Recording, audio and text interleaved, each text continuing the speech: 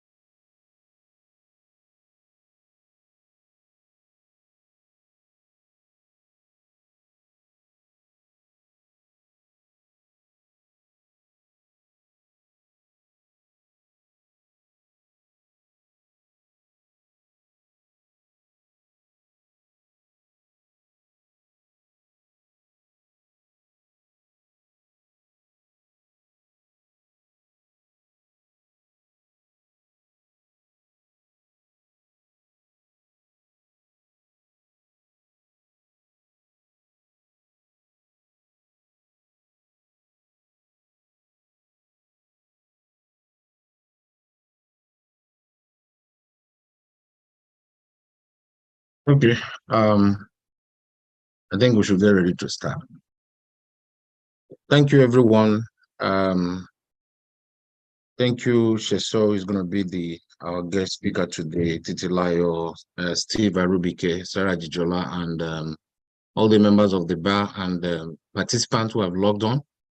Today, Sheso, I'm a tax expert and a partner in Templars, is going to be making a presentation to us titled Taxation of the Nigerian Upstream, Midstream, and Downstream Operations under the Petroleum Industry Act. Titilayo will be our moderator. Titilayo, you have to take over and read Cheso's profile. Then Cheso will take over. Thank you. Thank you very much, Jude. Thank you for the opportunity to moderate this session. Very interesting session. I'll quickly take the profile of Sheson Sulaiman. Sheson Sulaiman is a partner in the dispute resolution and tax practice groups. She's a multi-sectoral expert with superior understanding of commercial and fiscal issues in Nigeria, especially in the oil and gas industry. She has in-depth experience in direct and indirect taxation, international taxation, tax planning and structuring for oil and gas financing, upstream and midstream development transactions, free trade zone operations, tax incentives and concessions, market entry considerations, negotiations and settlements with tax authorities, international tax dispute resolution, international arbitration, and related compliance guidance. Sheson provides commercial legal services to high-value clients on market entry issues and the viability of transactions, as well as providing commercial structuring support to clients to take benefit of statutory tax concessions, tax incentives, and effective tax and investment treaties. Sheson holds an MSc in International Business from the University of Sheffield, where she graduated with a distinction. She is an honorary member of the Beta Gamma Sigma Society, the exclusive business honor society. She's also a member of the Chartered Institute of Taxation of Nigeria. I have a pleasure meeting Sheson this afternoon. Distinguished participants, join me to welcome Sheson Sulaiman as she take us through the topic of the session covering the oil and gas industry, upstream, midstream, to this afternoon. Thank you very much. Sheson, over to you. Thank you very much. Thank you very much for Ms. Holcomb for that introduction. Good afternoon, everyone. The topic today is very interesting. It can also be a bit technical because it's very dense. There's quite a lot of information. So, as much as possible, I think I will try to run through with by providing examples as much as possible. I note that I think the structure of the program requires us to have a Q&A afterwards. So I will ensure that we leave enough time to have the Q&A session, just so to ensure that everybody has a good grasp and understanding of the issues.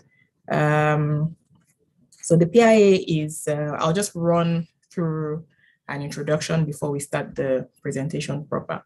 Dr. Jude, I just wanted to confirm who would be sharing the slides. So you're muted, sorry. Okay, Sarah, I think this should have been done from Sarah's side. Okay. Sarah. But she said, will you be able to share from your side? If not, yeah. They can make her a co-host. Okay. But okay, just continue while Sarah will try to. Okay. While Sarah and her group. Yes, continue. Okay. While Sarah and her group will try to share it. Okay, that's fine. Okay, so we're running through the, I guess, the fiscal framework under the PIA. The Petroleum Industry Act comes after it's been a very long-awaited legislation. It came after, almost about 20 years of deliberations between all relevant stakeholders in the industry. And essentially, if you look at the objectives of the law and what the provisions set out to achieve, is to create an environment which is more conducive for investments, which is also more conducive for the government to earn its revenue in a timely manner and in a way that is still workable and makes Nigeria an attractive destination for practitioners, investors alike. So of course it brings with it a number of changes. Some of those changes are changes that have been that are very welcome because people have clamored for them. Some of them make transitioning quite tricky. We'll go through some of them subsequently in the presentation. But most importantly, I think one of the most important changes that it makes is that it introduces a new method of taxation, ultimately reduces the rate of taxing when it comes to companies that operated in the upstream sector, most especially. And it creates that kind of grandfathering system where people can choose to remain with the old regime or convert to the new regime. Conversion, of course, comes with its own kettle of fish because you have to decide whether you're willing to make the concessions that are necessary for conversion, whether the benefits under the fiscal benefits under the new regime are attractive enough to actually encourage that conversion process, which can be a bit difficult and long, depending on how put together everything that you're trying to do is. So the Act was enacted in 2021, and some of the provisions in there were required to sort of kickstart from immediately.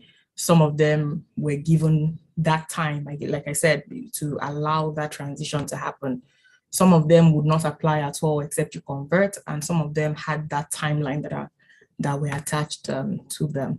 A large number of the fiscal provisions do not apply generally to to the industry. They apply where persons who were in the industry originally converted into the PIA regime, or persons who are new entrants into the industry, that when I say new entrants, I mean people that have their new leases, their new licenses, and they're automatically subject to these provisions. So, like I said, you know, there are new changes, and we'll just run through all of the changes as much as we can. I would break down as we go ahead, and as I go on, I will make comparisons to the old regime, mainly because they largely inform how some of these changes were made subsequently by the PIA. So what we'll start with, as you know, or as you may know, the fiscal regime when it comes to the petroleum industry encompasses all kinds of, you know, revenue that the government generates from petroleum operations. We'll be focusing today on the taxes and the royalties, mainly because those are the main drivers of the fiscal framework of that industry, and mainly because also a lot of the changes happened in that regard as well. So prior to the PIA, so starting with royalty, prior to the PIA, what happened was that you know, you had the production-based royalties, which were given based on the acreages that you hold, and you know, the volume of production and such. The PIA retains a production-based royalty, but also now introduces a price-based royalty. Now, previously, what we had was that the price-based royalties were only created in relation to deep offshore acreages. So deep offshore acreages are, you know, they're different from the onshore, and they are different from the shallow water. Now, essentially, it's the water depth that makes the sort of differences and how you categorize the differences. So if previously under the Deep Offshore Act, if the price of crude oil exceeds $20 per barrel, then a price-based royalty was introduced and needed to be determined by the taxpayer. That has changed now, because now it applies generally, and it applies on all forms of acreages once the crude oil price exceeds $50. Now the crude oil price is one that has always, thank you so much. I see we're now sharing.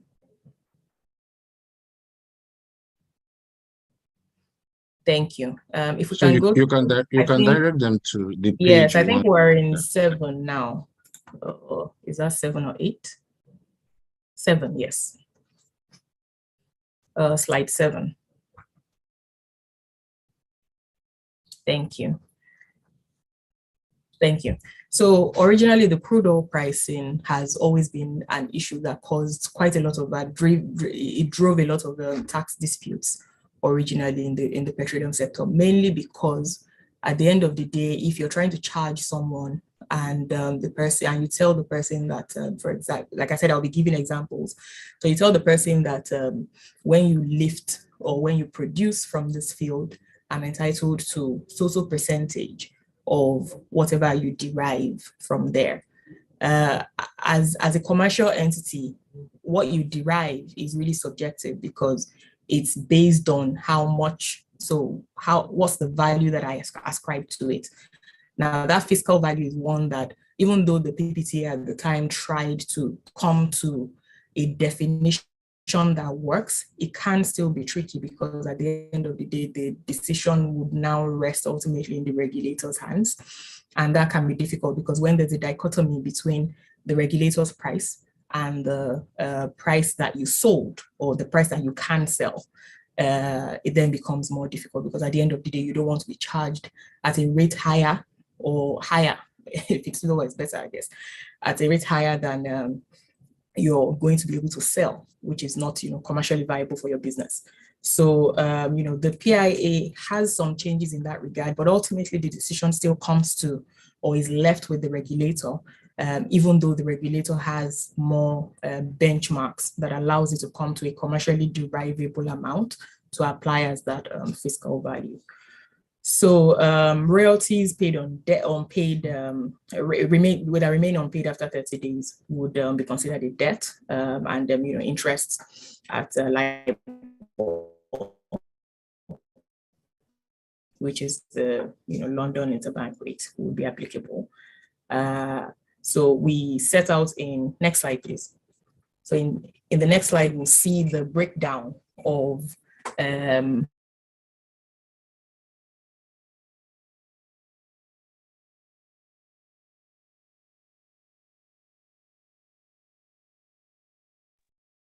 I think Chesson is off. The network, there's a glitch. Okay, you're back. Oh, thank you so much. Yeah. All right, I can see.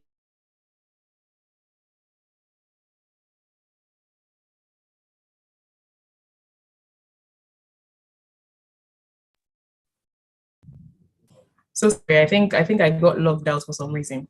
Okay.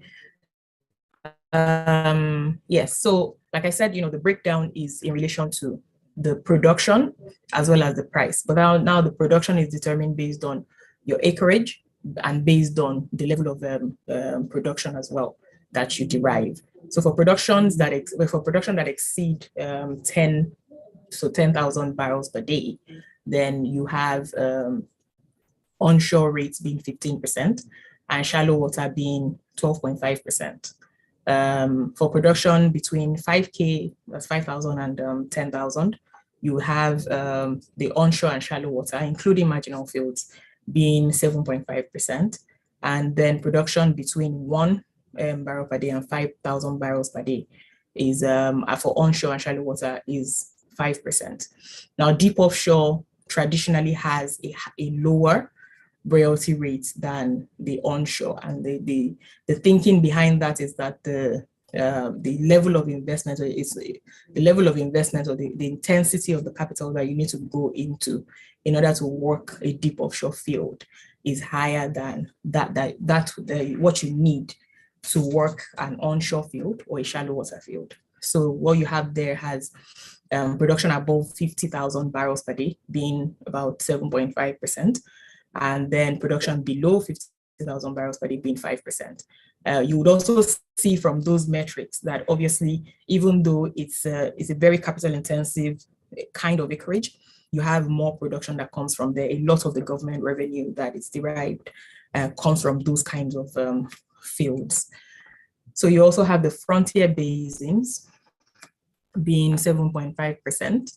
on the production, and production on natural gas and natural gas liquids are also charged to royalty. So there's an incentive that is also created there. Like I said, one of the objectives of the PIA is to sort of get to that place where we have investments that are driven into the economy and into that particular industry.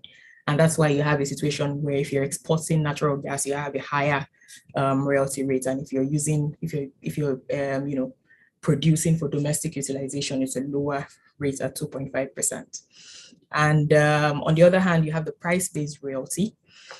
Now, the price-based royalty, like I said before, it is only triggered when the price of crude oil exceeds $50. So at $100, it's 5%. So you have that between $50 and $100 mark is 5%. Then between the 101 to 150, it's then 10%. And then between 50 and 100 and it's then 10%. So of course that can cause some disparity. So there's already that provision in there that a linear interpolation is used to derive what the applicable royalty should be. So in real terms, when these computations are done, what you find is that at the end of the day, it has to vary. So it's done on a maybe day by day or production by production basis. And this is usually closely regulated by the Commission. So in terms of monitoring the fiscal side of things when it comes to the PIA, when royalty is managed by the Commission, which is the Nigerian Upstream Petroleum Commission, the NUPRC, and then the FIRS manages the tax side of things. So, because the commission usually, which used to be DPR, is very involved when it comes to the production side of things. They are right there at the wellhead. So a lot of the records and things like that go through them. So it's easy to compute and reconcile these figures. Next slide, please. Okay, so I'd stated earlier that the PIA regime also introduced a dual income tax regime. What this means is that the Companies Income Tax Act is now applicable to companies that operate in that sector. This didn't change anything for persons that operated in the midstream and downstream areas, but for upstream operators who are those involved in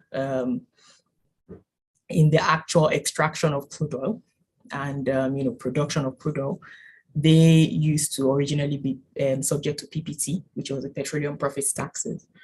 So now there's the hydrocarbon tax that is applicable to them, and an introduction of the applicability of the company's income tax to them. So it may seem as if that's additional taxation, but ultimately you actually have a lower tax rate because originally, if you have a JV arrangement or a general arrangement under the PPTA, your tax rate was 85%. So it was only deep offshore fields that had a lower tax rate of 50%. And that was, as I said earlier, to take advantage or take cognizance of the fact that the capital intensity that you require in order to even derive one drop of oil in a deep offshore field is much higher than what you have in the onshore and shallow water areas. So that dual tax regime applies for upstream companies. The downstream and midstream companies continue to operate in that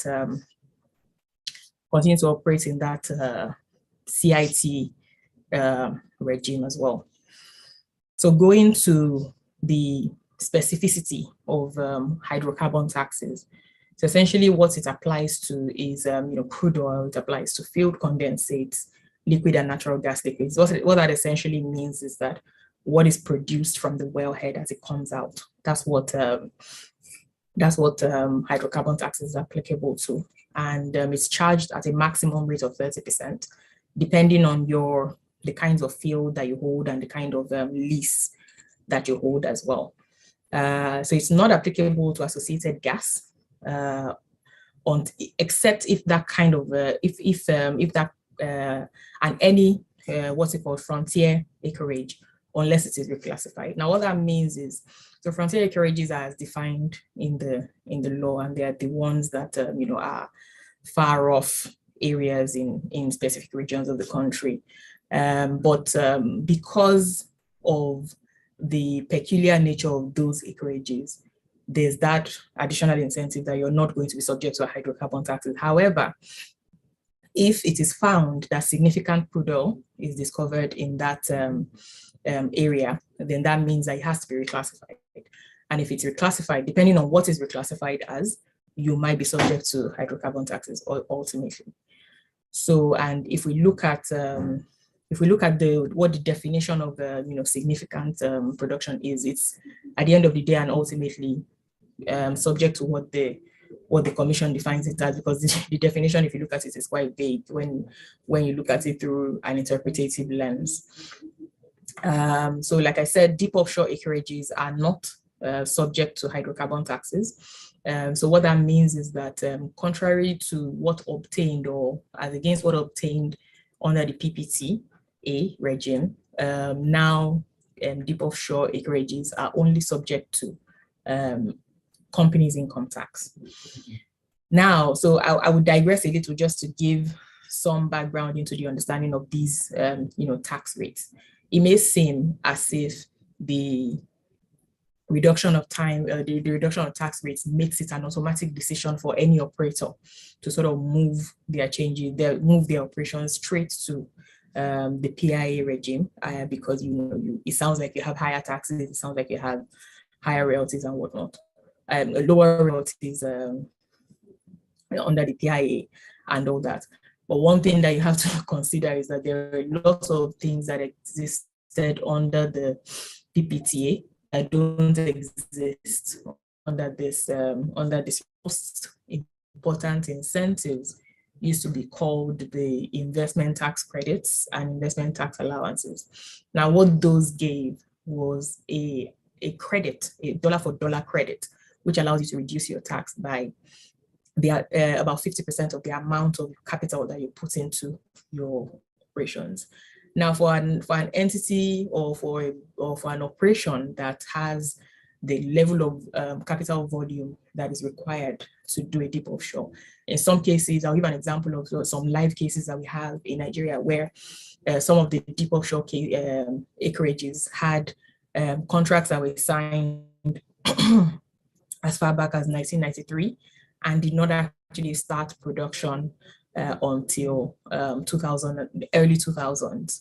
And so if you're trying to put that into context, that means that you've been investing, you've been pumping in capital from early 90s and don't actually get any production coming out from that investment until the early 2000s. And so that kind of incentive existed to encourage people to make that kind of decision. Next slide, please.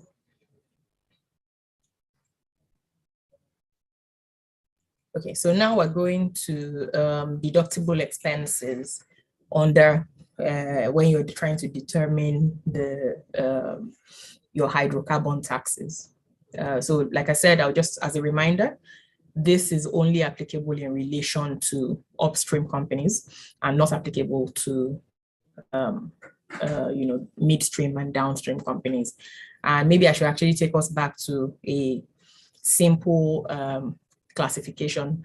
I said upstream companies are those that, think of the ones that go into the ground to bring out the oil. Midstream covers everything from that point where you've produced the oil to the time when you can actually refine and sell that oil to the final consumer. And downstream is that point of, access to the final product and sales to the final consumer. So think of it as that kind of value chain that goes across. So in relation to determination of the hydrocarbon taxes, the deductible expenses are very tricky, and I'll explain.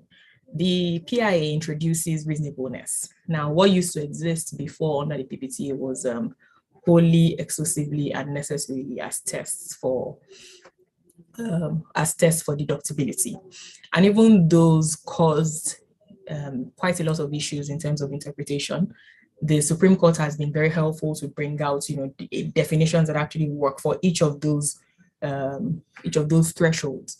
But it can still be difficult because when you have companies that are trying to make sure that they get their value for money, and so at the end of the day, the reasoning is that any costs that I incur at the end of the day in bringing out this revenue that I earned should actually be, I should be able to set it off when determining what taxes I'm subject to.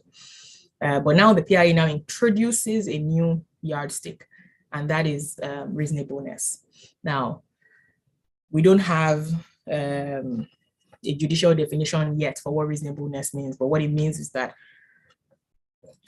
apart from meeting the thresholds of the original thresholds of the wholly, exclusively, and necessarily incurred, it has to also have been reasonably incurred. So even if it was wholly incurred, even if it was exclusively incurred, even if it was necessarily incurred, was it a reasonable expense? So you have to also meet that threshold, which of course, I think the courts will have a field day really interpreting that provision. So there are a list of provisions and usual suspects, rents incurred. When we say rents in relation to the actual lease, rents that are payable to the government, amounts contributed to the funds. So there are certain funds that are created by the PIA, like the decommissioning and abandonment fund, the host community fund, the Niger Delta Development Fund, with Niger Delta Development Commission, of course, that existed prior to PIA. So all the monies contributed into those, contributed for those purposes are deductible. Amounts that would, so royalties, things like that, things that went into the derivation of the revenue are allowable when you're computing your hydrocarbon taxes. And of course, on the flip side, there's also the non-allowable expenses. Now, non-allowable expenses in the, sorry, next slide, please. Thank you. Non-allowable expenses under the PIA introduce another hurdle for operators. So we have some of the usual suspects. So the first one being expenditure and fees incurred as a penalty for a flare of natural gas. This used to be a major issue. It has been the basis of quite a number of judicial decisions where companies have tried to distinguish between the fact that they paid a penalty to flare natural gas in the course of production of crude oil against the fact that the PPTA allows them to wholly deduct the costs that went into the production of that crude oil. So now the PIA has come to settle that debate to say any cost you incur as a penalty for flaring gas is not allowable. So taxes, so your CIT that you pay, your EDT, that's your education tax, and any other income taxes are allowable. Now, the third one is a bit, I guess that's the most tricky part, the part of the introduction to non-deductible expenses. And that's the one relating to financial or bank charges, interest on borrowing, litigation costs, arbitration costs, and bad debt. Now, I'll focus on interest on borrowing in this case. For a lot of the people that,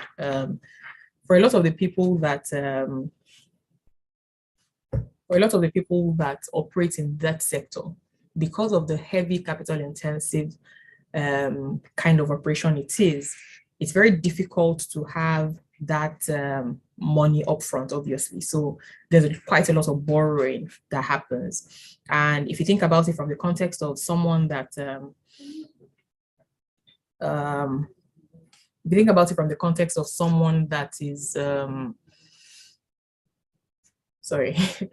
from someone that is, incurring interest costs, and the interest costs are, subject to the, so you get the money, you pay the interest. After paying the interest, someone then tells you that, and it sounds reasonable that that amount that was incurred as interest would also be subject to deductibility.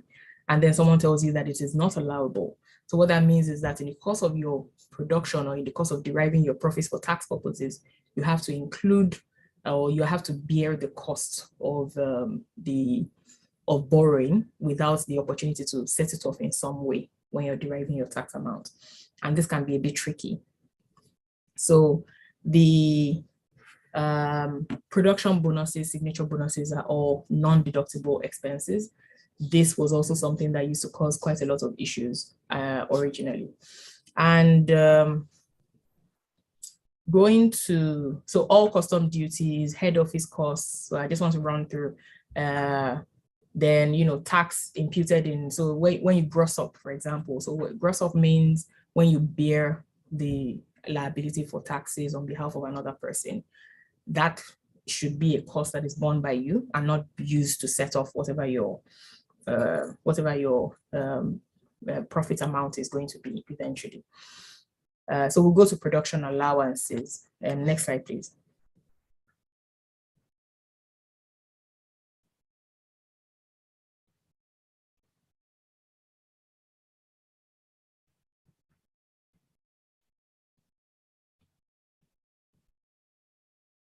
Next slide, please.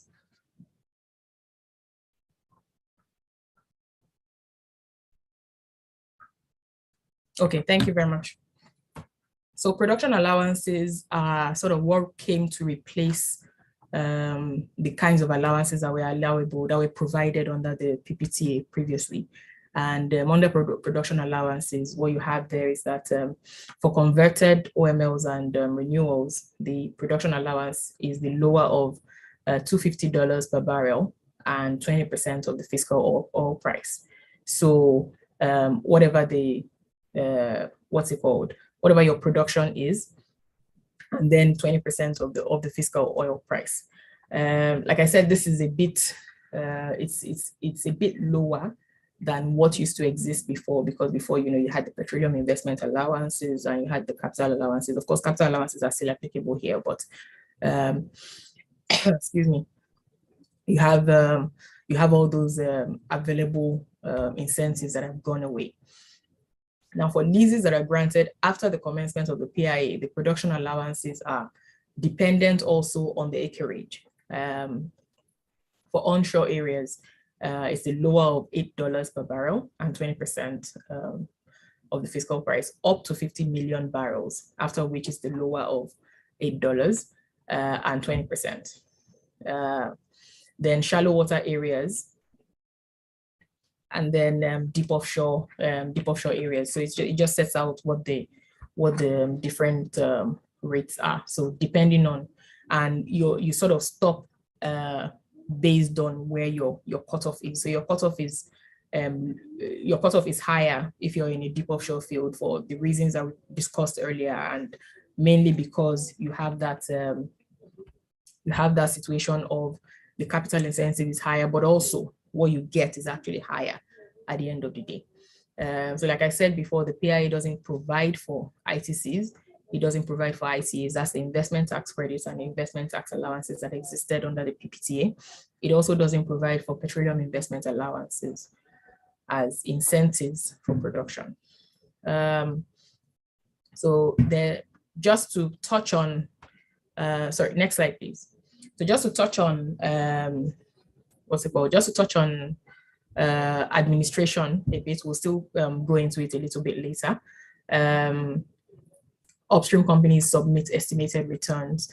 Now, the way this works is how it's really tied to your production, and it's tied to your production, and it's tied to it's required to be an estimated return, again, because of the level of the volatility that can happen when it comes to production and the submissions that are going to be made by the company. So you're required to submit an estimated return, and then where there's a change, then you can submit monthly further returns that, you know, constitute the revisions that had to be made to the estimated returns that were submitted. Of course, there are penalties attached to the non-submission on time of those returns, and defaulting companies are required to pay 10 million for the first day of default, and then 2 million for each day that the default continues. So consolidation of costs and taxes. Now, upstream companies that hold PPLs, so that's the petroleum prospecting lease, and the PMLs, and that's the petroleum mining lease, are allowed to consolidate costs and taxes for the purposes of hydrocarbon taxes. But you're only allowed to do it for the assets that you hold licenses for. Now, the advantage of that kind of incentive, so this is actually an incentive, and the advantage of that kind of incentive is that you are able to set off your costs, because what you find is that while you hold a petroleum prospecting license, of course, what you're doing is, as the name suggests, you're prospecting, you're seeing if there's anything. It's when you get to commercial production that you're then issued a mining lease, which allows you to then produce. So, but then if you hold maybe on one field a PPL, and you hold on another field a PML, and you're able to consolidate your costs, it allows you to take advantage for the one where you're bleeding heavily, so to say. You're able to use the heavy costs to reduce whatever the taxes are on the other side as well. And you're also allowed to, this kind of consolidation is also allowed to continue in relation to CIT. And there are a lot of companies, that's actually what you would find that obtains that you have like multiple licenses, and that's even going to be more the case now, especially because of the new rules in terms of how you're supposed to relinquish fields and all that. So the kinds of licenses that you hold would be very helpful in setting up whatever your costs are for tax determination purposes. So pausing briefly on upstream only, just want to review the CIT, which applies across board, but applies solely to for midstream and downstream operations because they don't pay hydrocarbon taxes. So the petroleum profits of upstream companies, like I said, is charged to CIT on an actual year basis as normal. But in determining CIT, I'd said earlier that in determining hydrocarbon taxes, you can deduct the amount that is incurred for CIT, which is the company's income taxes that were paid. But the reverse is not the case. So you can't deduct the hydrocarbon taxes that were paid when you're trying to compute your CIT. Excuse me. Now, capital allowances, of course, are applicable. Capital allowances are applicable, and for upstream assets is calculated in accordance with the 5th schedule. So the 5th schedule of the PIA provides for capital allowances for the computation of hydrocarbon taxes. It's very similar to what obtains under the CIT, where you're able to, so the way capital allowances would work is that you're able to, excuse me, you're able to set off the capital costs that you incurred in the course of the year, again, in the course of the year against, excuse me, let me just take a sip of water. Thank you. Thank you. So capital allowances work to reduce whatever your tax obligation is ultimately. And the way it is derived is that your capital expenditure is what is used, but there are parameters to actually determine the kinds of capital expenditure that is allowable as a deduction in your in your computation. And also, of course, when there's a disposal of that capital asset, there needs to be a determination whether you made a gain, so that whatever benefits that you've accrued over the years can also be returned eventually. So in relation to determining the CIT capital allowances, you would use the provisions of the 5th schedule to determine that. Now excuse me, the allowable deductions for SITA, of course, had to change a little in order to take advantage, or in order to incorporate the petroleum sector. So it includes, the usual suspects that we already discussed under the calculation of hydrocarbon taxes, which is rents and royalties, then the contributions to the various funds, then other deductions that may be subsequently published. None have been published as of yet. Then, of course, non-allowable deductions to catch the petroleum industry were also included. And so we have the purchase cost for information on petroleum deposits, so things like maybe seismic costs that you paid in order to get that data of what exactly am I going into. I don't want to go in blind. Then gas flare fees, just as before. Production and signature bonuses paid for assigning rights to third party or for marginal fields, and then gross up costs that we discussed earlier. So they're sort of identical in terms of what is actually categorized and included in there. Next slide, please. Yes. So, like I said, one of the main incentives behind, or one of the main objectives behind creating the PIA was also to encourage the investment in the sector, especially in gas. Nigeria has been proven to actually be a gas-rich nation rather than an oil-rich nation. So basically, we have more gas reserves than we do oil. But of course, they are very expensive to produce. It's very expensive to produce. So you need people to actually, come into that space and spend the money to actually, derive the benefit that is available to be derived. So the PIA introduced an incentive for investors in gas pipelines, in addition to what existed under the PIA, under the CETA rather. So under the CETA, like I said before, the midstream operations under the CETA originally always were applicable to the midstream sector, and they always had the Section 39 incentives, which were available to gas utilization. And so what that sort of included was an initial tax-free period of 3 years, and then subsequently maybe renewed for an additional 2 years. And in addition, accelerated capital allowances in that tax-free period, which means you're getting an annual allowance of 90% as against 20%, and 10% retention, and then an additional investment allowance of about 15%.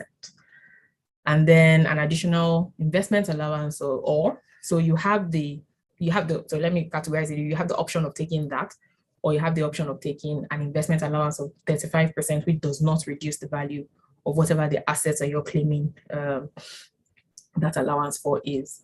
And then, I already discussed the accelerated capital allowances, and then you have tax-free dividends, which is obviously a great incentive for a lot of investors who you have that, your WHT, so which is your withholding taxes that are payable on dividends, coming to you free and clear of any taxes.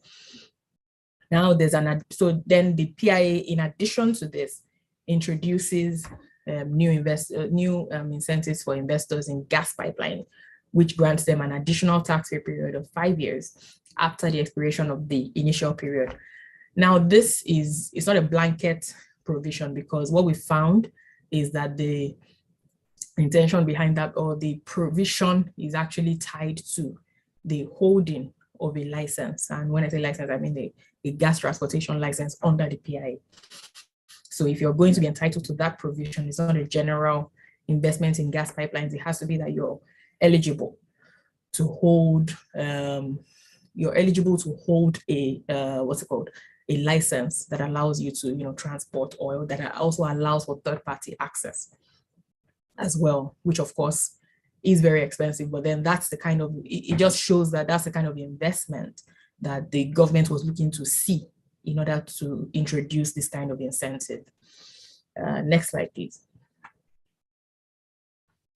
So we'll go to, so this now covers other general fiscal provisions under the PIA. So we thought to mention that the tertiary education tax, of course, is still applicable, and now 3% of the company's assessable profits.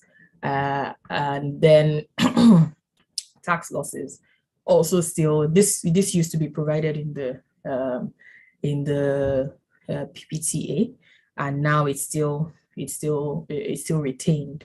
Of course, you can carry forward losses indefinitely, or can elect to defer the the deduction of tax losses to a later period, if subject to the agreement or the approval of the FIRS. Next slide, please.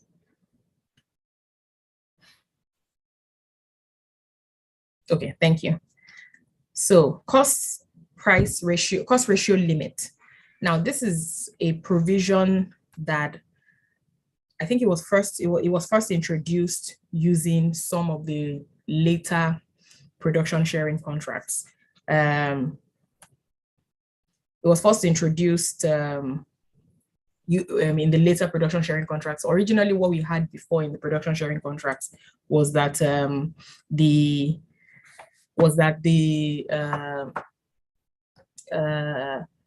costs that were incurred in full by the contractor were allowed to be fully deducted.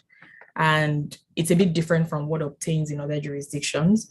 But we never had it in the petroleum tax laws, where costs are limited in terms of how you can deduct.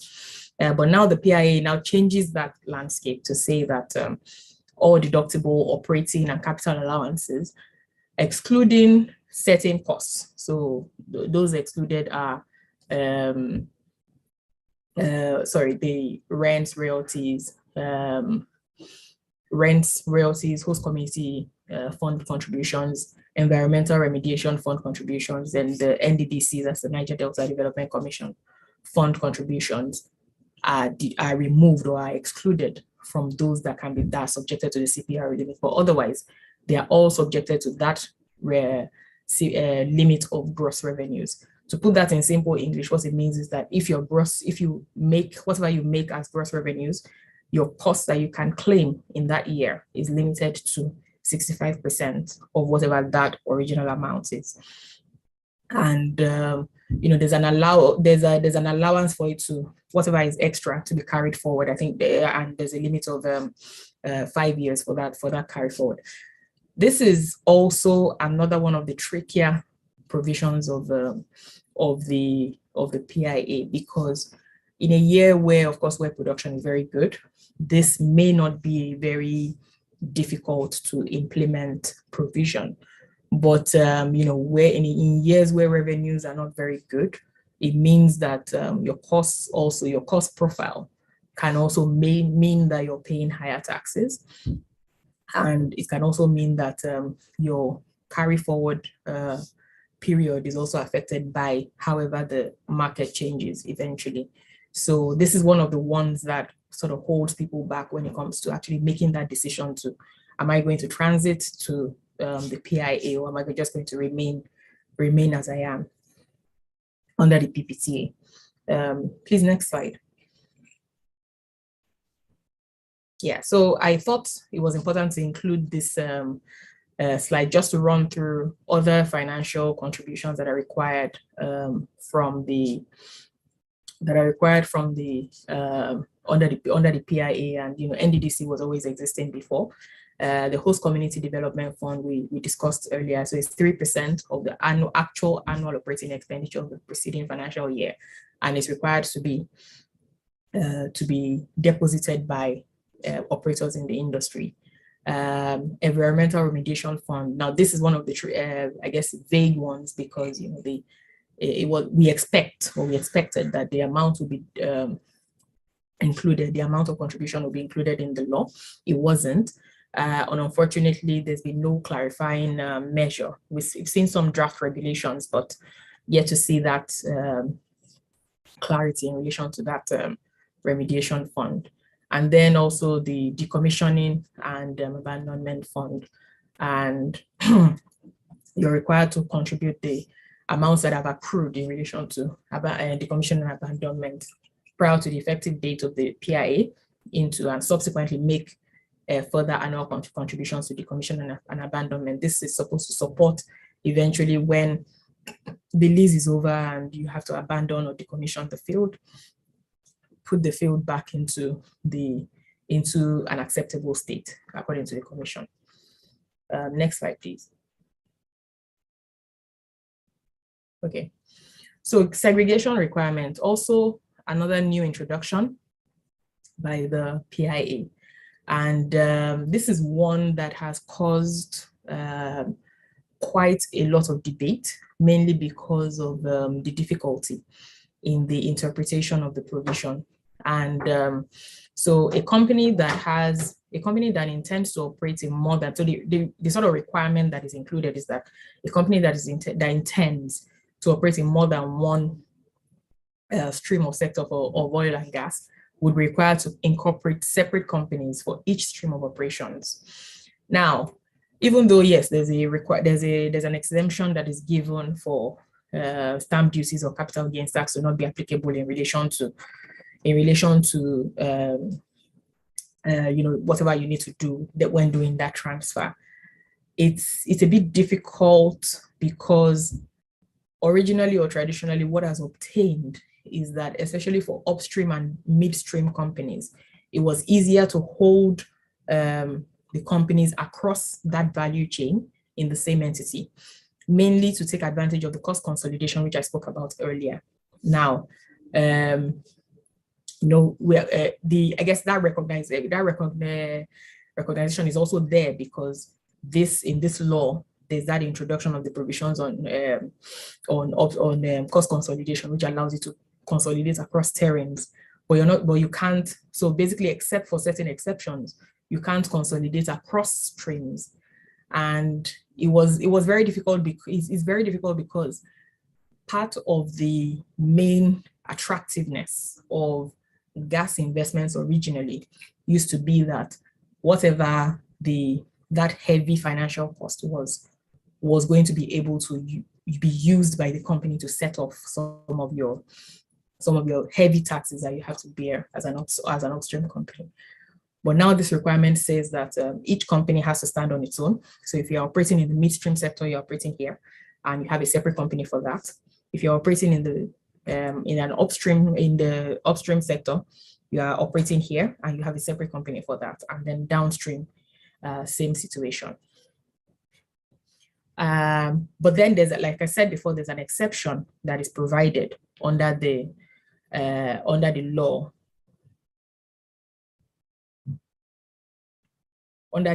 And in that exception, what is provided is that it creates it's called an integrated strategic projects.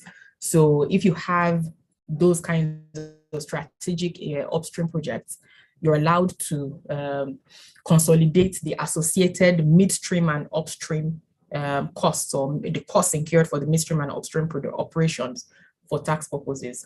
But of course, you still have the additional condition of arm's length transfer prices between, again, the related entities. And then you have to exclude the midstream company from claiming capital allowances on the consolidated cost. So now this is a tricky situation, like I said before, because the definitions that are provided for upstream operations under the law, as well as the definitions that are provided under the midstream operations, call quite a lot into question. Because the question for someone that holds maybe an FPSO terminal, and that is different from where its wellhead is, maybe that are operating in the deep offshore, for example, is where exactly does the midstream operation stand, and where that exactly start, and where exactly does the upstream.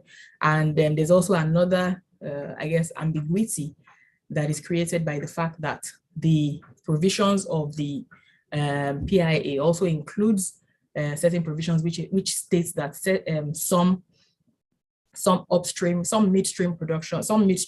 operations can be categorized as upstream by the Commission if they meet certain thresholds, and some of those thresholds are those that we've discussed here. So it can be difficult to have that categorization that is met in terms of meeting this definition of integrated strategic projects, and to be able to get that exemption provided for by the FIRS and the Commission. We, however, expect that, of course, in the course of is a new law, as we're all familiar with the transition period that happens in relation to new laws. We expect that there will be some clarity that is provided eventually in the course of the implementation of the Act. So next slide, please.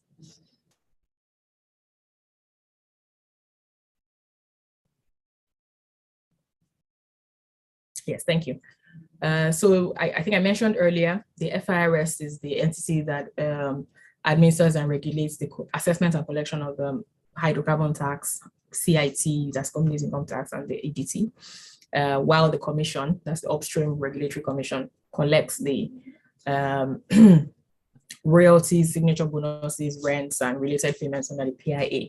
And then there are a number of penalties that I won't bore us with, so that we can go. I plan to make sure that we can start the Q&A session 1 hour into the presentation. So, and then of course the appeal process is just as we have it in originally, where if an assessment is issued, the taxpayer has about 30 days rather to lodge a complaint or an objection to the FIRS.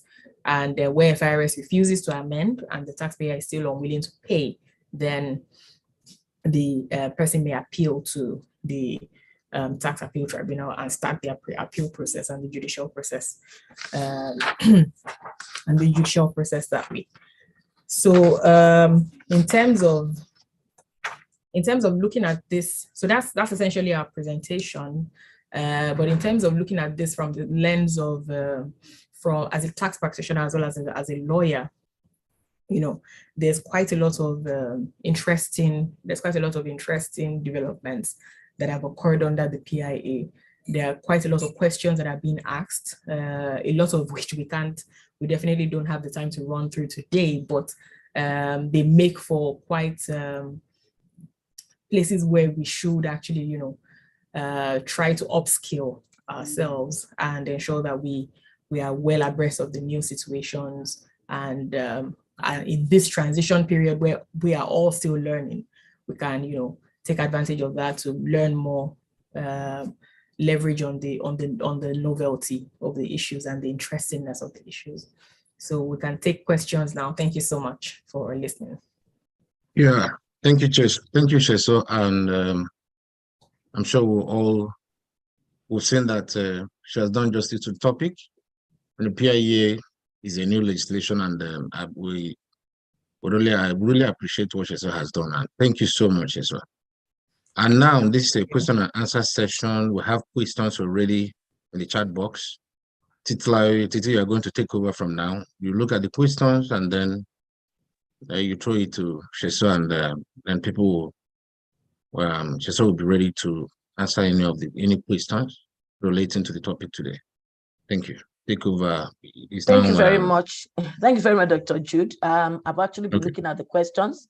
I can see some majority are like recognition of their presence, but we'll start from this first question, and that is from Ishak Akbalando.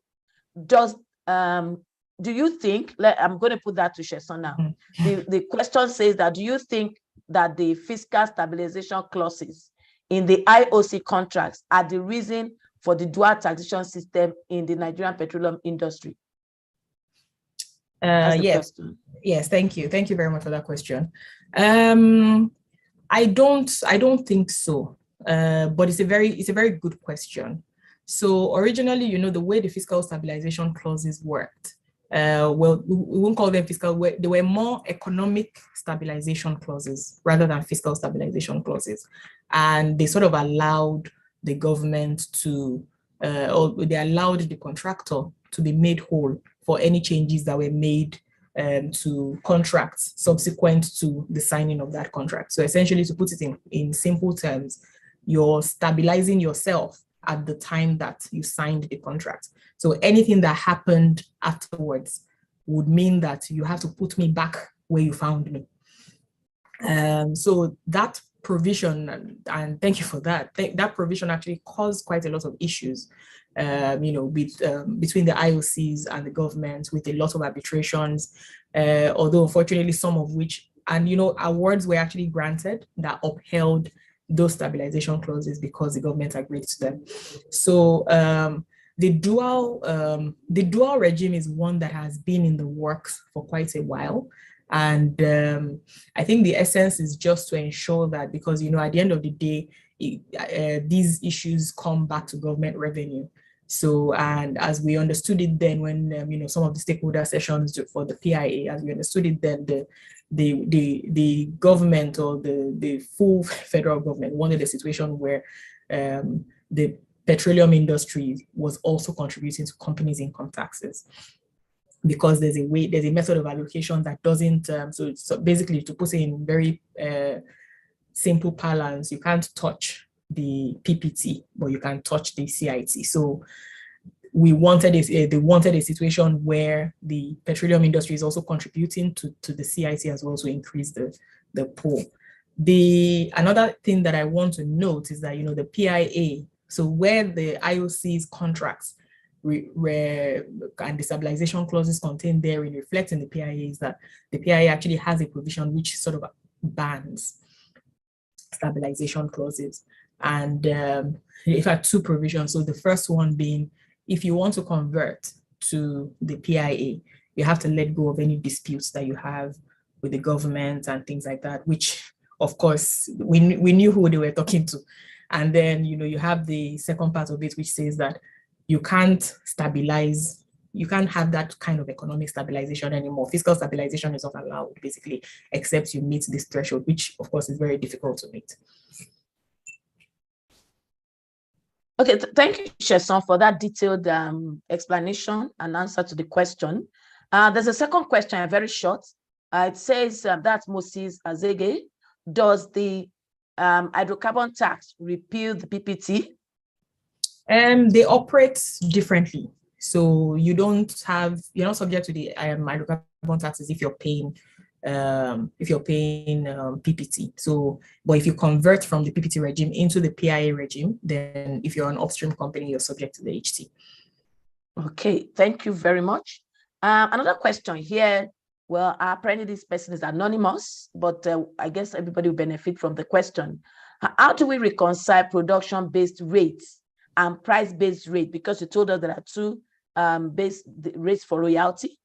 Which is preferable and in what conditions?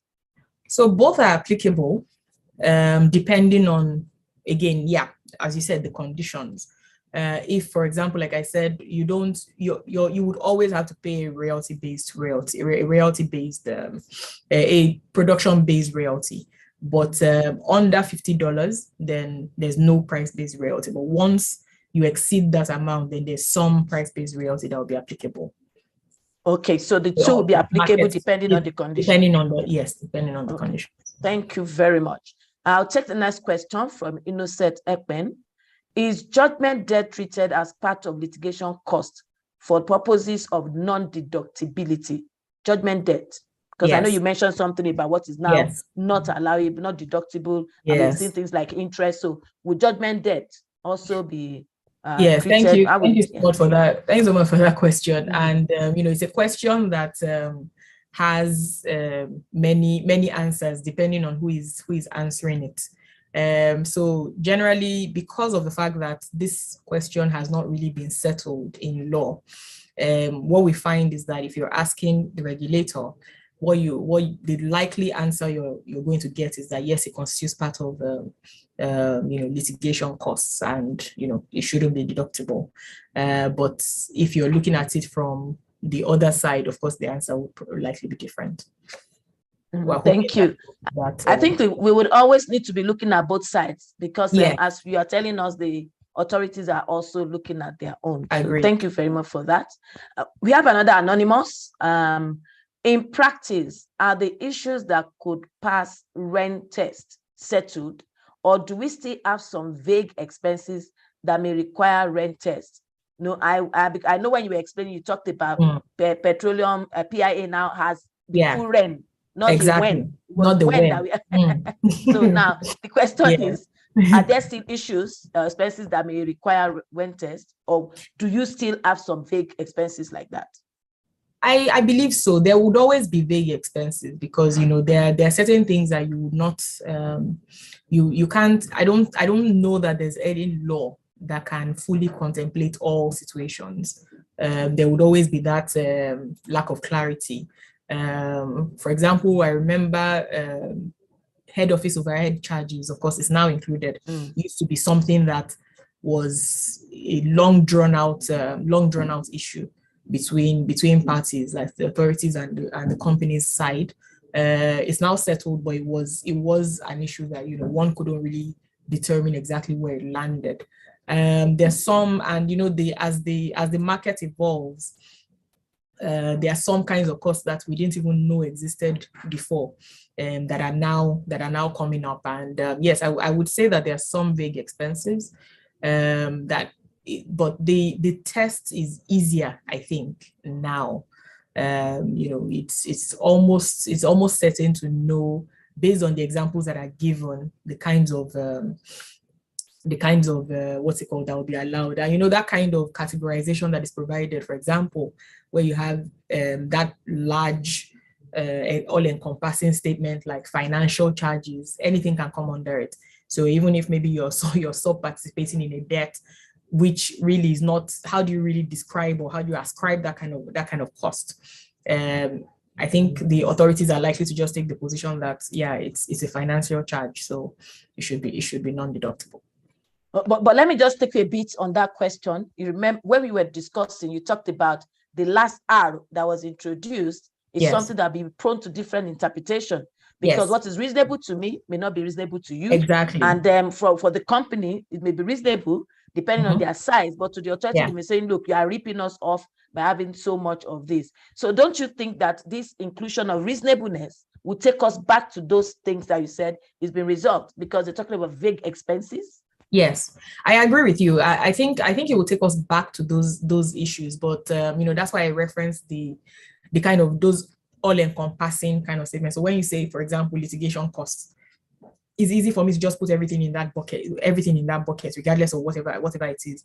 Ideally or originally, what one would think about is maybe the costs that you use to actually factor in the litigation, maybe lawyers' costs and things like that, and costs of filings and such.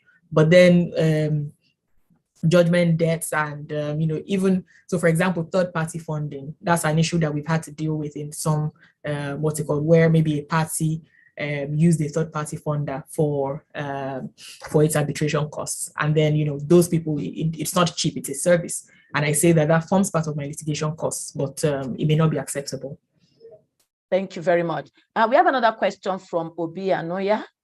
If a holder of PPL is not eventually granted a PML, which will entitle him to produce, sell, and recover his investment, how does he recover his investment? He's made so much, he spent so much money, and he's having this problem. Tough. What do you? That's tough. It's a tough situation to be in. So I think I'll answer that question from the angle of the kind of stance that the commission and even originally the DPR would have taken. And what we usually saw then was, they try to be commercial minded. So for you to be in that situation in the first place, it would be that they can justify that you've gotten to that place of not being eligible at all for a PML in most cases. But recovery of investment, it can be tough, really.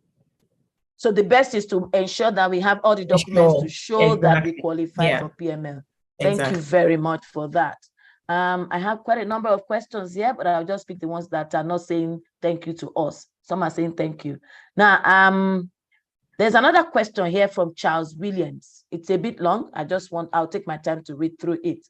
Okay. In relation to the D&A, the Commissioning and Abandonment Fund, should the license holders not have an insurance cover before the grant of license in the first instance? That's part one of the question. I say this because operators may have their licenses revoked in the course of the operations for flaunting one rule or the other. What then happens if the government relies on this piecemeal contribution towards D&A instead of having insurance bond from the get-go that the government is the sole beneficiary of D&A? So I think the question is saying, look, why are we looking at just having the fund? Why don't we now look at insurance cover for this? And if there's a problem, how would whoever is in this problem be able to solve it? Okay, so I'll just answer this question in a sort of blanket way. Now, the Decommissioning and Abandonment Fund is one that it's not the provisions of the law in relation to the decommission and abandonment are not as well developed as one would have liked. But in terms of the contribution, it's essentially to ensure that or to prevent a situation where maybe in the example that the other person gave, where you have a PPL and you don't have a PML and somebody else has to step into your shoes, that person is not in a situation where they have to spend money that they don't have to spend. So there's something for the government to say that they're relying on. Yes, you can have a commercial arrangement, whatever that is, whatever the form that takes, whether it's insurance, whether it's a fund, whatever it is that you keep separately to say, I just want to protect myself to ensure that this amount is ready, and nobody uses this amount, the unavailability of these funds to say I'm going to have my license revoked, or I'm going to have penalties that are issued to me just because I don't meet certain provisions. So yes, I think that's a reasonable approach. Okay, so I think if I get you right, we're saying that if there's a provision in the law that says we should have something, then we should do that to avoid any misunderstanding or any argument. Yeah. Thank you very much. There's another question here from Bilyamino Aziz. please clarify whether or not the contractual arrangement has any impact on the fiscal regime, and it's talking about effect of joint venture, MOU, and the likes that we have in oil and gas industry. Yes. So yes, the contractual arrangement has some impact, but the large threshold, or the determinant or determining factor for whatever your tax is the position that you are, whether you're doing the PML or the PML or the PPL. So, and you know, things have changed from the PPTA PA regime, where you had JV companies, for example, paying a higher rate, and then a tax incentive created for PSC companies.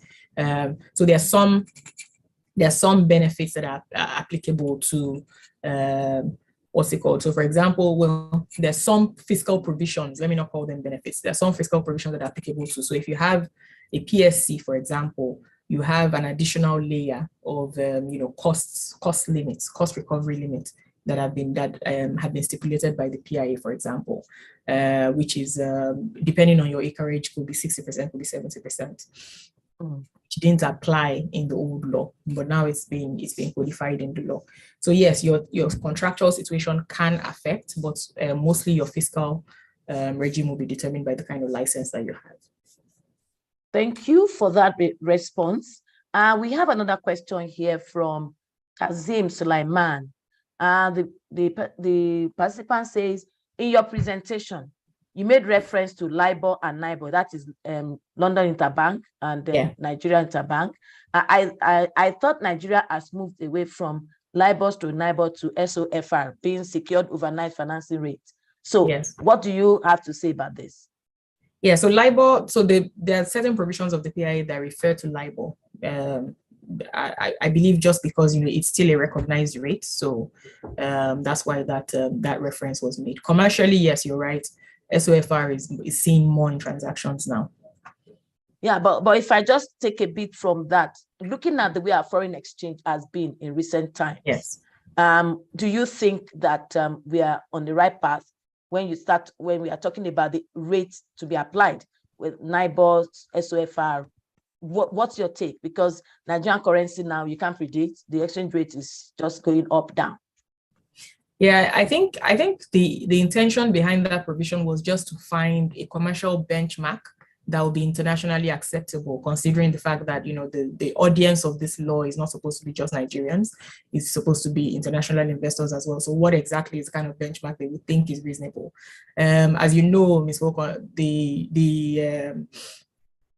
originally what used to happen was that you have the MPR rate being used as applicable interest rate. But I think that international flavor that the LIBOR has, that introduced or caused this introduction to be made. Thank you. From Sandra Osinachi Nwadem, she has asked a question here and says, please, are marginal field operators liable for all the upstream taxes like E&P clauses as well? Marginal field operators. Yes, thank you for that. So the marginal field, regime has sort of moved away from what's obtained before. And now what happens is that each operator has to have, so I think it was a date within 18 months, had to apply for a license under the PIA. Of course, there was quite a lot of dispute in relation to that, mainly because of the kinds of agreements that the marginal fields operators had. But according to, if we go by what the provision of the law is, what the law required was that each marginal field operator would have that license. And since your license, your fiscal position is governed by the kind of license you hold, if in the first instance you are issued a PML or a PPL, you would pay the hydrocarbon taxes that are applicable to those licenses. Thank you. There is a question here, though it's not strictly oil and gas, but I believe that we still ask the question and we can always get any one of the panelists to discuss further. The question is also an anonymous attendee. It says, can a telecommunications company who is a tenant deduct tax from the rent paid to the landlord as rent for telecom masts? It's talking about withholding tax. Yeah, withholding. Yeah. Yes. Yeah. The simple answer is yes, and you're required to deduct actually. So there's that. There are penalties ascribed to not deducting. Yeah. Thank you. But what I would just say, just to add to what you said, is that there's obligation to deduct. First is clear. But we have cases where landlord will push back and say, sorry, my money is my money. Then you have to look at what do you have in the contract with the landlord. Exactly. Did you agree a net of tax, which is not allowed again? Or you agreed that, look, you're going to collect 10 million, but that 10 million is, I'm going to deduct tax. If that has been expressly stated in the contract, then you have to fulfill by that. But where you lose that, your right to push it back to the landlord, and you make mistake to sign a net of tax, then you have to face it. You need to now do something. I remember that there's no more. You can't include it as a cost anymore. Yes, it's going to be disallowed. Yeah. Thank you very much for that. There's another question here from Mark. It said it didn't get clearly, but has the PIA significantly changed the position on grossing up of tax in contracts in this sector? You remember, because I know oil and gas are culprit on this. What's your take on that? Yes. The truth is yes, it has. So originally we used to rely on the Total and Akipelu case, which everybody here may be familiar with. So you can contractually you're allowed to bear the responsibility of taxes. So in the landlord situation, just as Ms. Volker said, you can say that, the landlord says, you know what, I'm not concerned with your Nigerian taxes. I want to receive my money and you deal with whatever the consequences are. Originally, when you would include that cost in your computations, you would include it as the full amount that you paid, including whatever tax that you bore on behalf of that party, but that's not allowed anymore. So you can still contractually include it in your contract, but you have to recognize the fact that you can't take benefit of that deduction any longer. I think I'll just add to what you said, because if I look at it from the practical side of businesses, you actually need to go into that particular business arrangement, and now you have this stumbling block, withholding tax. Now, what has been happening in practice in some of the contracts that I review and I sign off on is to say, look, if you want to collect 10 million and I'm okay with the gross up of that 10 million, I'll reflect the gross up amount without mentioning that is a gross up amount. So I know that there's a commercial agreement to doing. But most times we find out that when we are doing the contract and we put that net of tax or net of all taxes, we already open up this for scrutiny. So it will always be good to agree. Once you know commercially you are okay with the grossed up amount, then that's what you should have in your contract without referring to anything like net or whatever. That's the gross. And when you deduct the withholding tax, the other party still gets what they want to get. So there won't be any controversy or any problem with the tax authorities. So that's what I just want to share from the practical side. Thank you very much. We have another question. I think we still have time. The question says, can an operator choose not to change over to PIA and instead stay in PPT Act? Decide not to change. Well, yes, you can. However, you have to remember any renewal that you do will be under the PIA. So you're staying there is only till whatever license you're holding expires, whatever Petroleum Act license you're holding. Once it expires, you're going to get a PIA license, and that's provided they did not review the law again. And then force you. We hope not. We hope not. Okay. Thank you very much. I have another anonymous attendee. Why is the host community royalty 3% of annual expenditure of the IOC? Particularly, why is it of a preceding year? What is the mischief? What is mischief for that? Well, so the thinking here is that you won't know exactly. So the preceding year allows you to know exactly what an anticipated cost would be. So usually when you're preparing your budget, you would know that, okay, I spent this much last year. So use that to benchmark whatever you're paying to the host community. And just to clarify that it's not a royalty, it's a fund. And it's one of the main results from the PIA stakeholder process, because as much as oil contributes to our economy, we have to know that it has major adverse effects on the communities in which it is being produced. So this is one of the costs that has to be borne by operators. Thank you very much. We have another question from Dafenone. Can you please explain how the reasonableness provision in the PI fiscal provisions increase the taxation threshold for the midstream and downstream operation under the PIA? I think I'll allow you to answer that, and if I have anything I will add to it. Yeah. So you have to remember that the CIT always applied to the midstream and downstream sectors. So the change here that is being introduced is for the hydrocarbon tax, which applies only to the upstream. Yes, and so it is in relation to those ones that reasonableness has now been introduced. So that introduction doesn't affect the midstream and downstream people, because that's not a new situation for them. They are fully under CETA. Yeah. So it's only the upstream. Thank you. I think somebody is still requiring that you shed light on the rate for the carbon. Okay, so we explained that. Yeah, so the slides are going to be shared. I think it's in page 7. Just you see all the rates there. Okay. Another attendee has this question: how are petroleum calibration companies categorized under the PIT? In terms of positioning within the upstream, midstream, and downstream, I think maybe it's PIA is trying to say here. Yeah, furthermore, in the event of its classification as an entity operating within the upstream sector, what is the requisite consideration for compliance with hydrocarbon taxation obligations? Well, so it depends on what that company is engaged in. I'm not sure what exactly is included under petroleum calibration.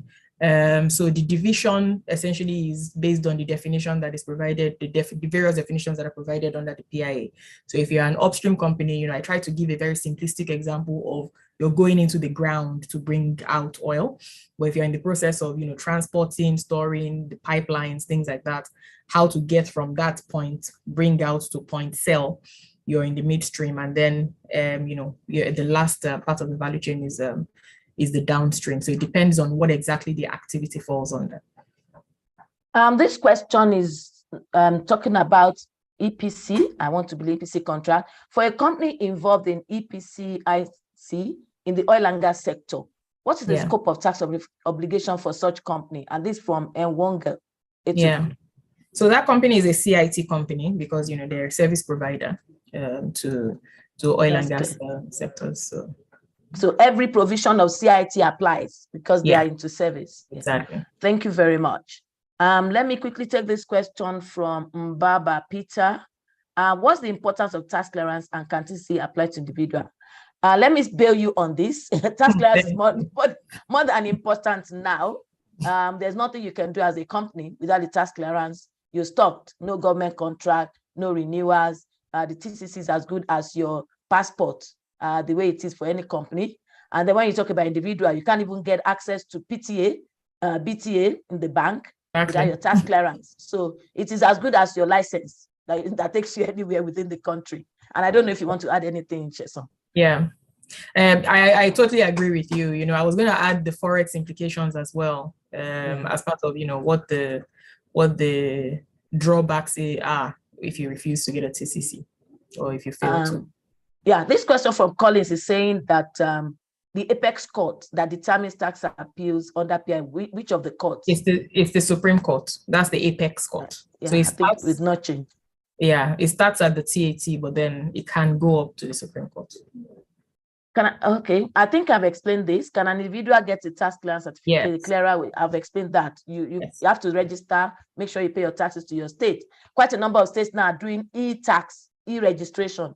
If you don't have your Lagos State e-tax registration, you can't even get anything and you can't travel out of the country collecting FX. That is a critical one now. And there's an MOU between FRS and Lagos State, so we don't know how that will go. So we have to just be ready for whatever comes out of that. Thank you very much. Let me see how many questions. We still have one question here. Okay. This question is from Uguwe Moga. In case of Shell In the case of Shell Petroleum Development Company of Nigeria versus Federal Board of Inland Revenue, the Supreme Court held that the obligation to pay tax under the PPT Act is a debt liability. Does that still represent current state of our law under the PIA?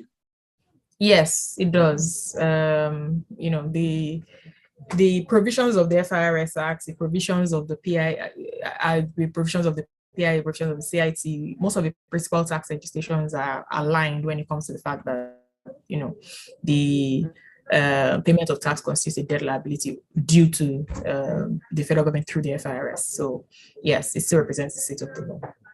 I even think that the amendments in PIA is even trying to streamline, especially the penalty regime, Yes. to bring in some aspects of it, so we don't have it in regulations. Another question here from another anonymous attendee says, what are the challenges FRS faces in implementing the BEPS principles, particularly in the oil and gas industry? I know base erosion, profit shifting principles. Are they having any challenges in the oil and gas industry? I think any jurisdiction will have challenges currently because of the sophistication that, you know, has been brought into investments. There's always that clever tax practitioner that helps you to say, you know, you can move profits here, you can, you know, take advantage of these provisions. I think one thing to maybe note is that, you know, the PIA sort of tries to recognize the fact that arm's length provisions are important. So transactions are subject to review. It may be that you find a situation where, you know, especially when you have related parties, you know, those questions are always going to be asked in terms of exactly how much benefit you're taking, and whether if you're taking it, for example, advantage of treaties and such, you have to go through, you know, the appropriate authorities to ensure that you're even entitled to those benefits in the first place. Yeah, I think I would just add to what you just said now that BEPS have moved beyond just mere principles to actions, and that is why we are now having the OECD inclusive framework, which is now coming with Pillar 1, Pillar 2, that has been a bone of contention, whether Nigeria will join, Nigeria will not join, especially the threshold, 750 million euro threshold. So a lot is happening in terms of the BEPS action that has transformed itself into so many regulations, country by country, transfer price and the likes like that. So it will continue because now with the tech, the tech environment, IA, digital economy, everything now, it means that the tax authorities have to be ahead and be on top of their game. Otherwise, it will be a tough one, and the lawyers will have a few days having to support their clients. Thank you. And there's a question here from Desmond. Please, can I be, oh no, these materials to be sent is noted.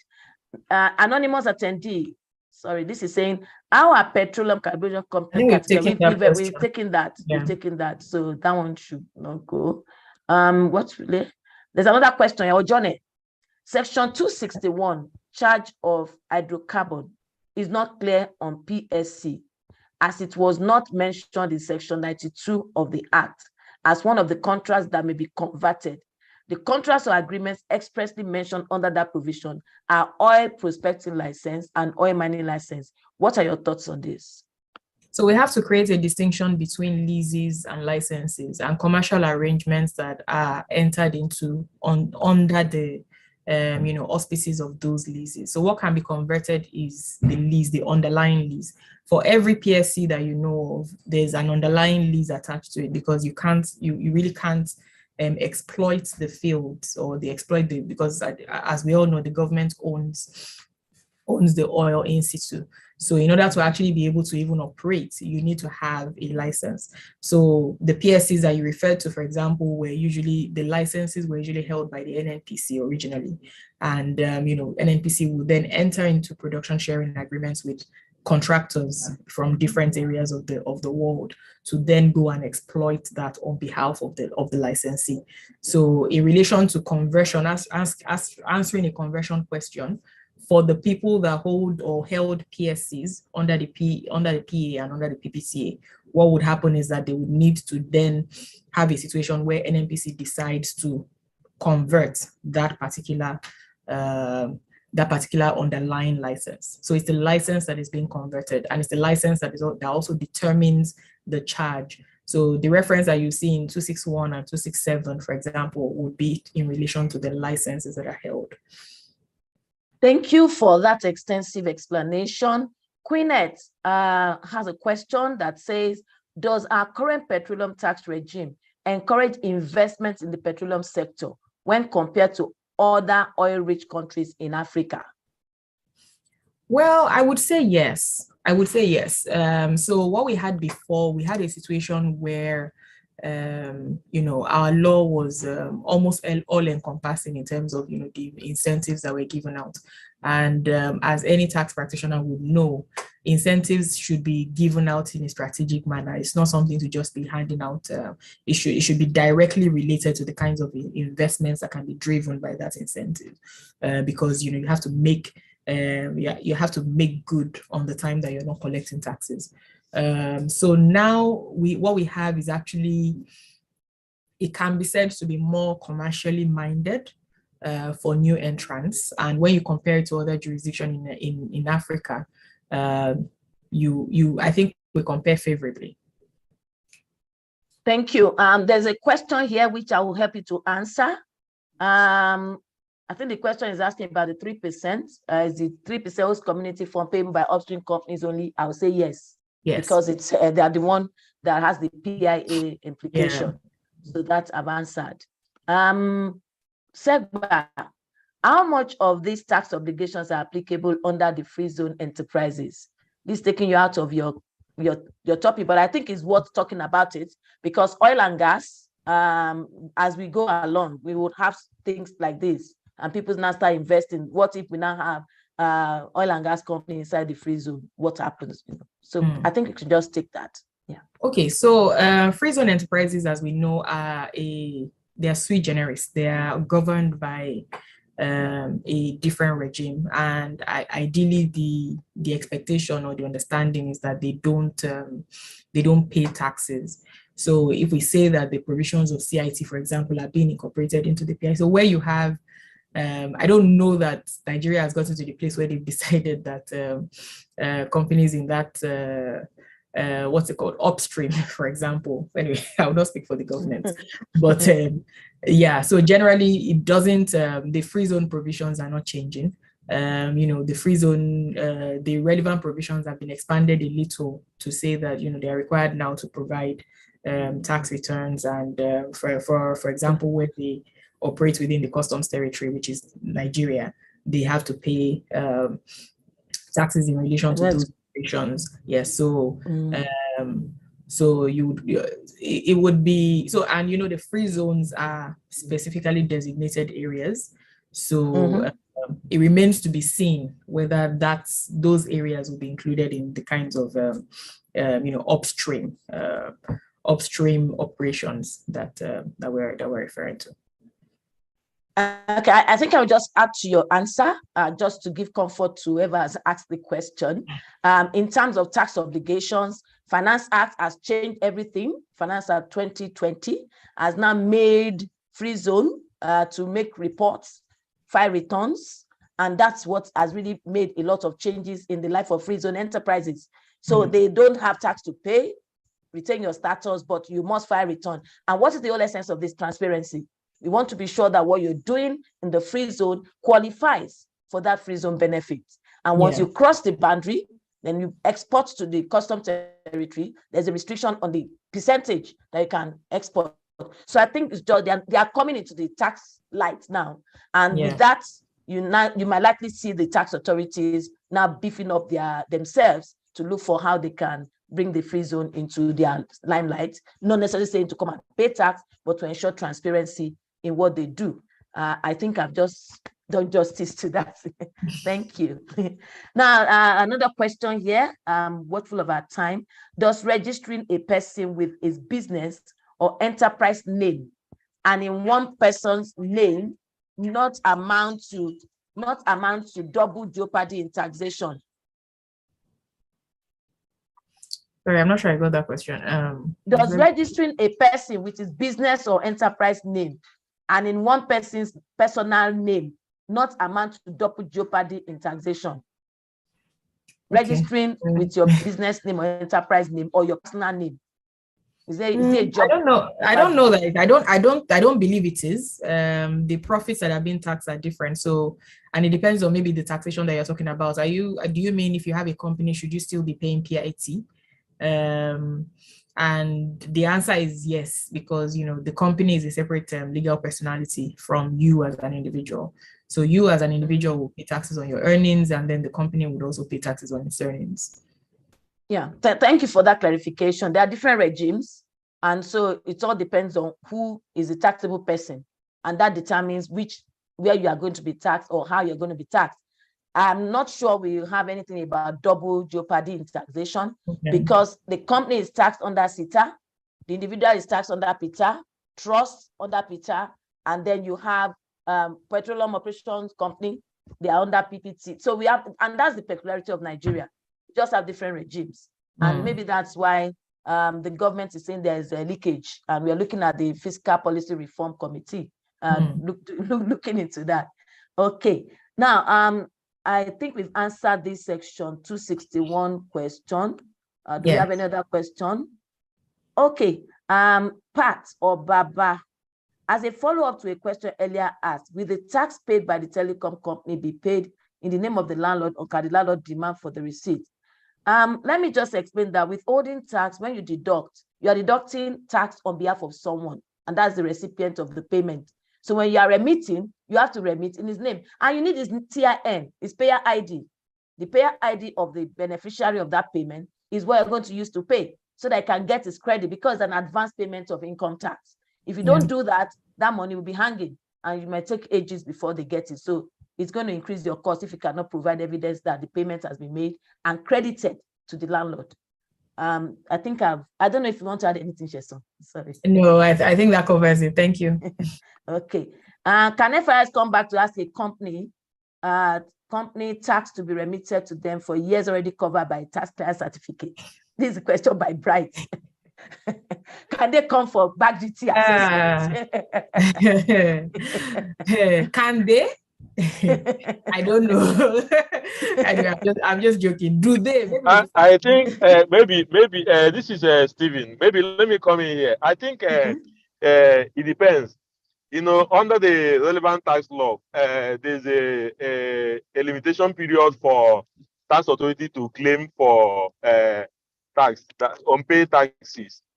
However, if there is fraud or willful misconduct or willful concealment of tax, there's no limitation.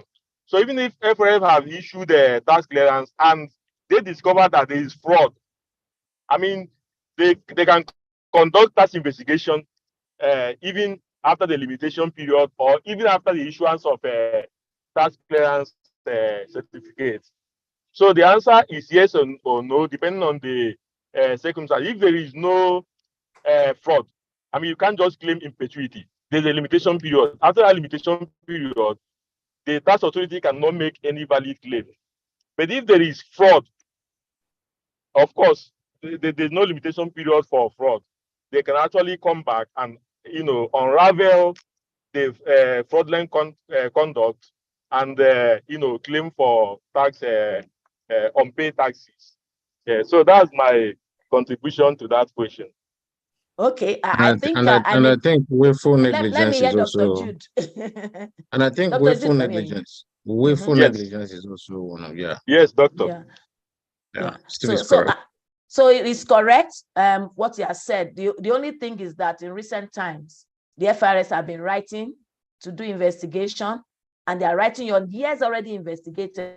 So just know where the right starts or stops, and know the taxpayer's right, which has to be stood upon. So a lot of things are happening. You have tax clearance does not mean you don't have unpaid taxes. If you know your tax clearance is based on taxes you estimated and is not properly calculated, and they have an audit, which is about a 6 years period, then they could ask you to make good that additional payment. Just like my learned friends have said here, if you have an investigation, maybe one thing trigger, you have delinquent filing, so many things can trigger it. Once those things trigger it, then you have to cough out the money you should have coughed out then. And I think that's my own position. Sheson, anything to say? Yeah, thank you for that. So yes, as Steve has said, and as you rightly said as well, the fact that a TCC was issued does not preclude the FIRS from making those making a claim. Whether they have the rights to make the claim, obviously your rights are protected under the tax laws. So as long as you're sure that you're on the good and right side, then it's justifiable. And courts have already confirmed that it's not a suspicion of fraud or suspicion of neglect or default that can trigger you being able to cancel out the statute of limitation. There has to be concrete proof that is shown by the FIRS. So it's not a blanket allowance that is given to them. Thank you. There's a question here which I believe that the person should pay for consultancy. And he's saying that what conditions or criteria can companies I saw that. in order to avoid tax without provoking the law. That is consultancy. I think our contact details are in the slides.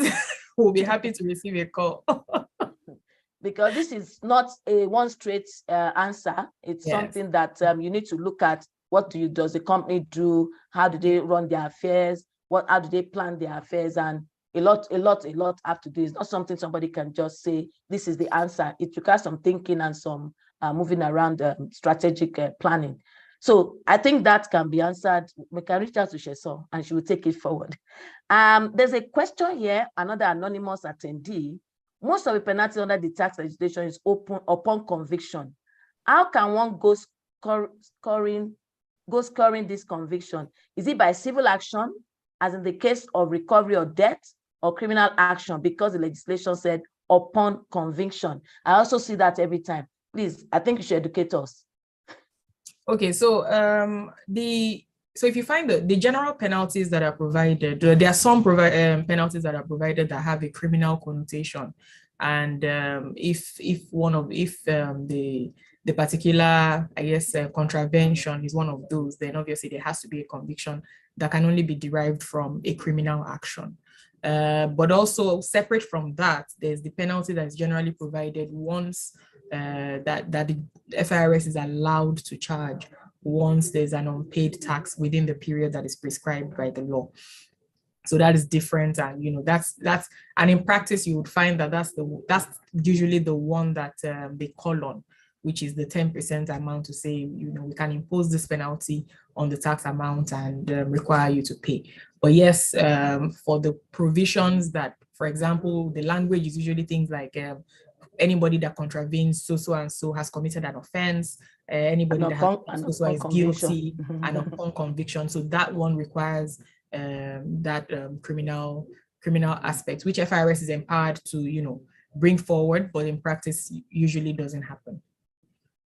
Thank you for that clarification. And there's a question here on BEPS, which I want to believe that one of the training sessions will be on transfer pricing and the like. Okay, which so maybe we can that question take that, because the person is saying throw more light on what BEPS is and its principle to help more understanding of the lecture.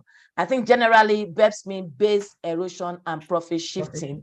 And this happens where companies in high tax jurisdiction are moving profits to jurisdiction that have low tax rates. And the whole essence is increase your cost where there's high tax and increase your profits where there's low tax. And the country where you are removing the cost to reduce the tax would want to be interested in what is this transaction. And that's what brings in transfer pricing, one of the BEPS action. I believe that the transfer pricing training will deal with this in detail to let you understand the basics of BEPS and how we now got to what we call TP regulation 2018 that Nigeria has, which also have other regulations that have come after it, like common reporting standards, like country by country reporting and the likes.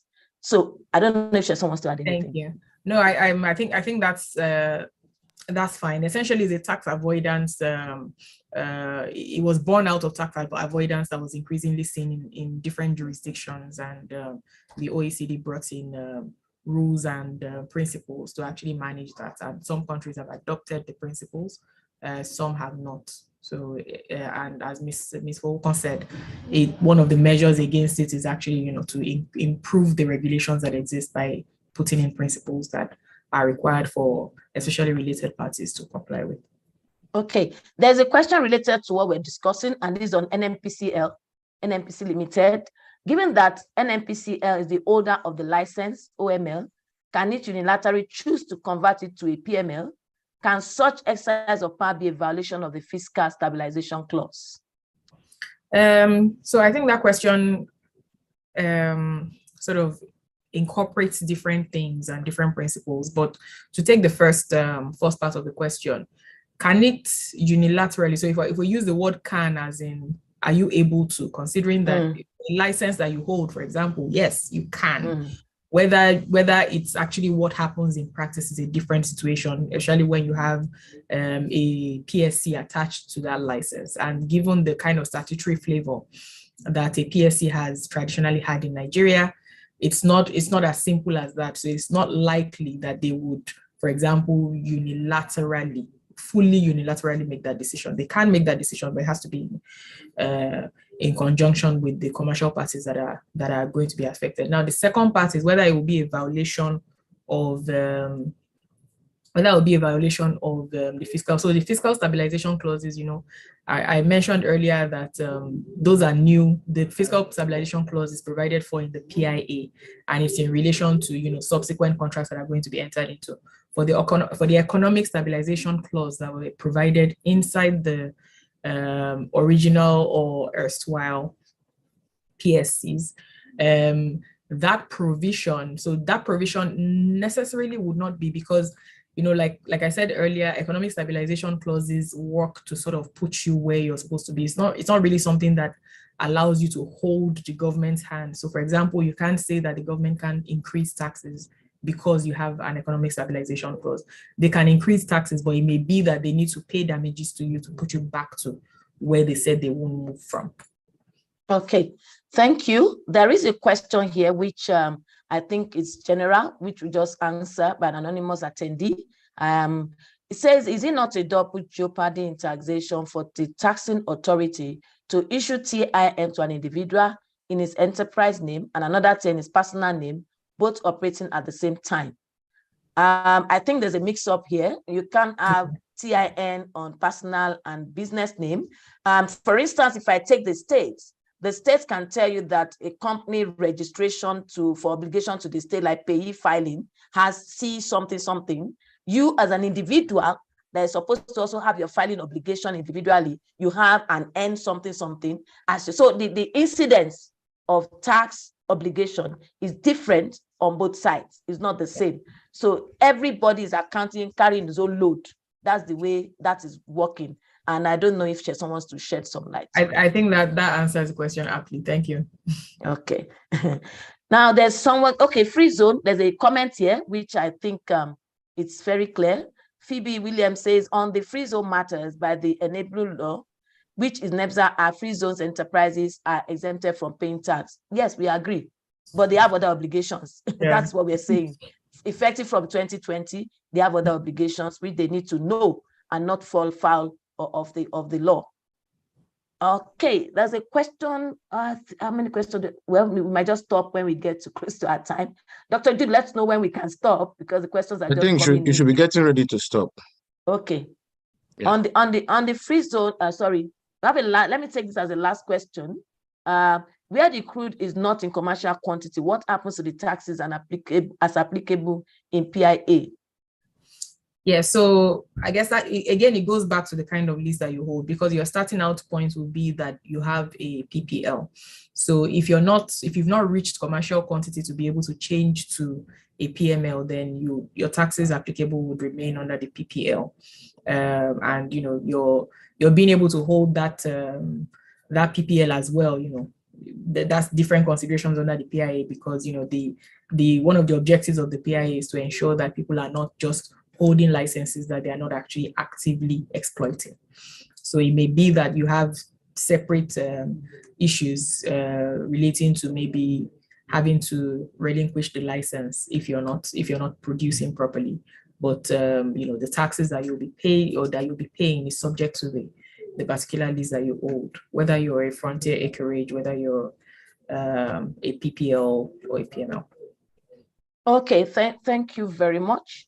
I think we might need to just hand over back to Dr. Jude, and any other questions here can be sent across to Sheson, so she can answer that at a leisure. Dr. Jude, over to you. Okay, thank you very much. Thank you, Cheso, for the brilliant and very super lecture. So we enjoyed it, and I'm sure that members of the bar who loved it enjoyed it. Thank you, Titi, too. I think you should be coming every day to moderate this session. I really enjoyed it. I agree. I enjoyed it. Yeah. So we need you here every day. And the members of the bar, those who logged in, and thank you so much. People have been asking about the materials, and we're going to send the materials, but it should be by the end of the lectures. So we'll send everything together. It's going to be shared. Be rest assured of that. And once more, thank you, Sheso. This is very enlightening, and we love it. Thank you very much. Thank you, everyone. Thank you. Remember tomorrow to log in tomorrow. We'll open up the forum by 5 minutes to 2, and we'll start to exactly. So tomorrow's lecture is going to be on transfer pricing. We have a lawyer from United States who is an editor with tax analysts and tax notes, who is going to give us lectures on transfer pricing and OECD, the new development in OECD and all that. Thank you so much. Thank you, everyone. We appreciate you. Thank you. Bye-bye. Thank you. Thank you, Sheson. Thank you very much. Thank you, Ma. Yeah. Bye. Bye.